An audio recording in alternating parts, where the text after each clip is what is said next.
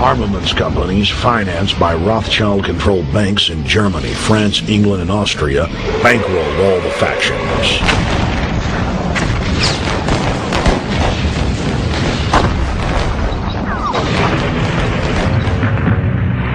At least 20 million were killed in the war. It was a conflict so terrible the people vowed to never fight again. They dubbed it the war to end all wars. Question is, why did they want war? Well, first of all, is money and power. But secondly, they wanted to create the League of Nations. They had this in their plans all along, and as a consequence, once the war was over or about to be over, they began to formulate this idea of a League of Nations so this would never ever happen again. Hundreds of years of practice made the British experts at hiding their empire behind puppet governments and councils. In the name of stopping all future conflicts, they proposed that countries would join a League of Nations. Their true intention was for the League to serve as a framework for world government. President Woodrow Wilson, who had spearheaded the establishment of the private Federal Reserve System in the United States in 1913, strongly supported the establishment of the League of Nations. Woodrow Wilson was a very naive president. He was basically a college professor that was grafted into this whole system. The League convened in Paris in 1919, but many nations recognized it as a threat to their sovereignty and refused to join. Frustrated by the U.S. Congress blocking the League of Nations, British intelligence, with the help of the Rockefeller family, set up the Council on Foreign Relations in New York City in 1921. The Council recruited the best and brightest of American life to support the growth of the Anglo-American Empire. The CFR's stated mission is to abolish all nation-states in favor of an all-powerful world government administered by a tiny elite. By 1930, the promoters of world government had split into two interlocking camps: the Fabian Socialists centered in London, and the Fascists based in Italy and Germany. National Socialism will use its own revolution for establishing a new world order. Adolf Hitler. Supporters of the fascists in the United States and England believed that the military should be used to quickly transform the world into a new world order. All the more sophisticated practitioners of globalism stated that incrementalism was the sure path to world domination. Congressional Medal of Honor winner Major General Smedley Butler went public in 1934, exposing an attempt by the robber barons to launch a military overthrow of the United States. The war hero testified to the McCormick-Dickstein Committee in Congress that some of the most powerful men in America had tried to recruit him to lead a military coup so they could set up National Socialism in the United States.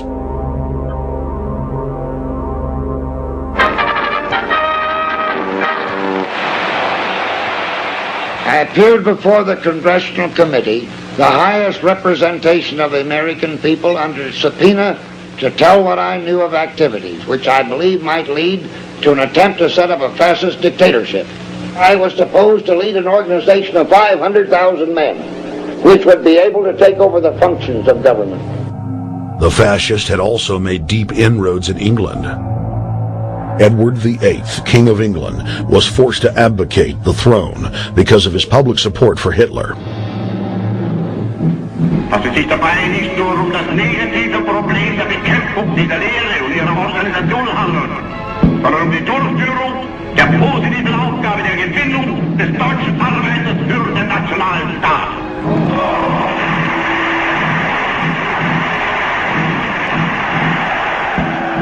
Though the German-led fascist camp was strong, the Fabian Socialist bloc was able to maintain control of the U.S., Russia, and England.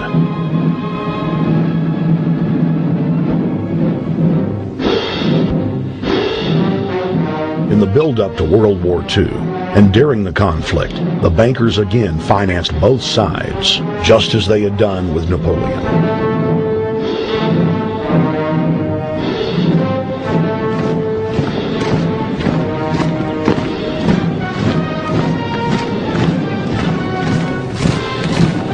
rise and fall of the Third Reich, Europe lay in ruins.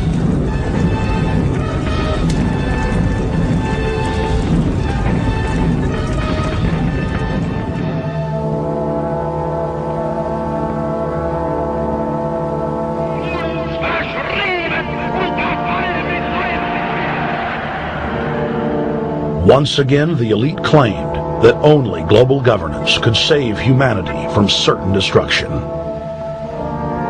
And this time, the elite would succeed in setting up their world body.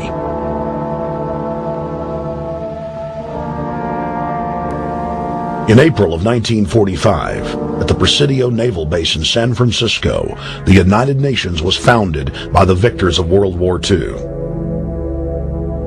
The United Nations complex was then built in New York City on land donated by John D. Rockefeller.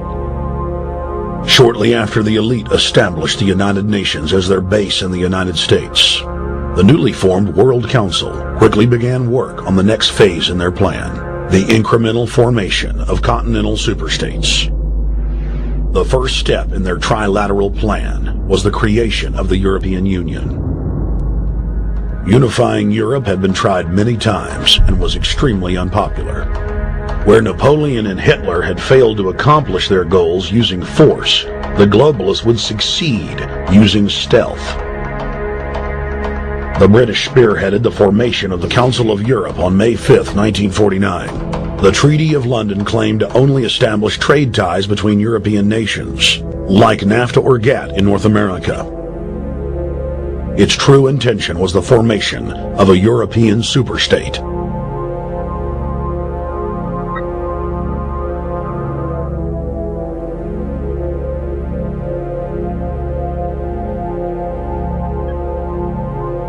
In 1954, the elite of the planet met in secret at the Bilderberg Hotel in Oosterbeek, Holland.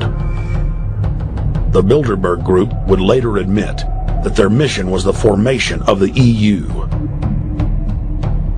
Once the EU was established, under the guise of trade deals, a North American Union and Asian Union would be formed.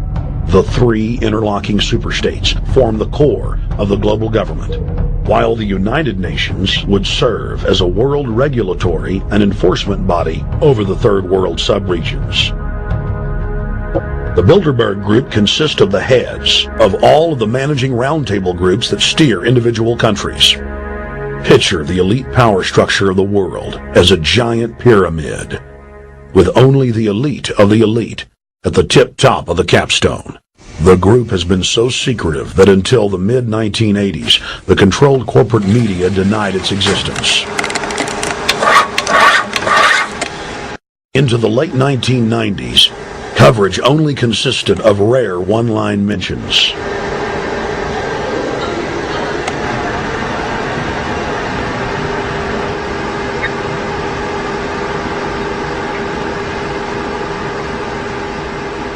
With the rise of the alternative media, their stranglehold on information has begun to slip. On the outskirts of the national capital today, black limousines with darkened windows converged on a hotel where private security guards imposed ironclad control. The limos carried royalty, political power brokers, and industrial titans to a secret meeting that will last all weekend. It's known as the Bilderberg Group. Could their objective be world domination?